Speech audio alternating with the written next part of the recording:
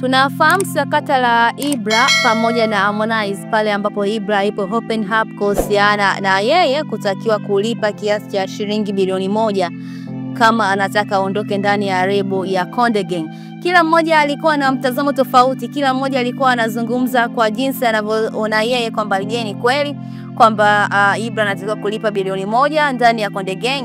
Na watu wakawa wanasema kwamba mbona hata uwekezaji haukuwa mkubwa kiasi hivyo mpaka Ibra kutakiwa kuweza kulipa kiasi cha shilingi bilioni 1.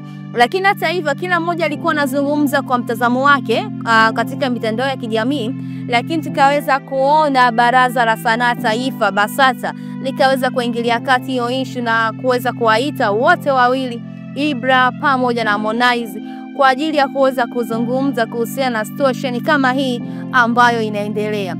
Lakini ni kwamba tukaweza kuona Ibra ndiye ambaye aliweza kufika kwa pale BASATA na kuweza kuzungumza nao, lakini kwa upande wa Harmonize yeye hakuweza kutokea. Tukumbuka tu ni kwamba Ibra kupitia Instagram yake alikuwa akiposti watu ambao walikuwa wakiweza kumtumia michango, kwa sababu mwanzo wa ile posti Ibra alivyokuwa ameweza kuposti kuzungumza kuhusiana kwamba anatakiwa kulipa bilioni 1 ndani ya Konde Gang, akasema kwamba yeye haiwezi kulipa hiyo fedha na inabidi Watanzania waweze kumsaidia. Jinsi gani ambavyo Watanzania wana moyo wa mawingu, naweza nikasema hivi kwa sababu tuliweza kuona Ibra akiposti miamara katika page yake ya Instagram kionyesha kwamba baadhi ya watu kuweza kujitokeza kwa ajili ya kumsaidia Ibra katika situation hii ambayo inaendelea. Na watu wengi sana wakawa wanaongea kama vile Harmonize, vipi mzee, umesahau kipindi cha nyuma ulivyokuwepo katika lebo ya Wasafi baada ya kuweza kulipishwa kiasi cha shilingi milioni 600.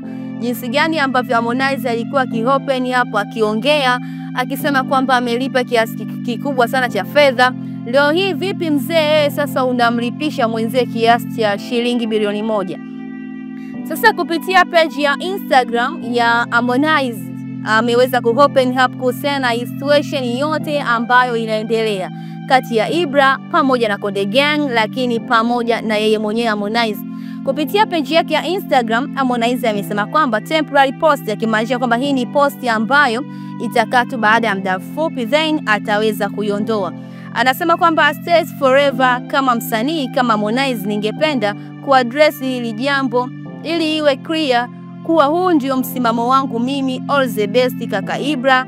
Tamko rasmi la kimaandishi, Konde Gang management will address more. Ni kitu ambacho ameweza kuopen up Harmonize kupitia page yake ya Instagram, na comment zimekuwa nyingi sana katika upande huo, kila mmoja akiweza kuonesha jinsi gani ambavyo amependeza kwa hiki ambacho Harmonize ameweza kuopen up kuhusiana na hii situation ambayo ameweza kuiweka sawa. Naweza nikasema hivi, before sijasign out nitakuachia video ambayo kimuonesha Harmonize akizungumzia situation nzima kuhusiana na Ibra kuondoka ndani ya lebo ya Konde Gang.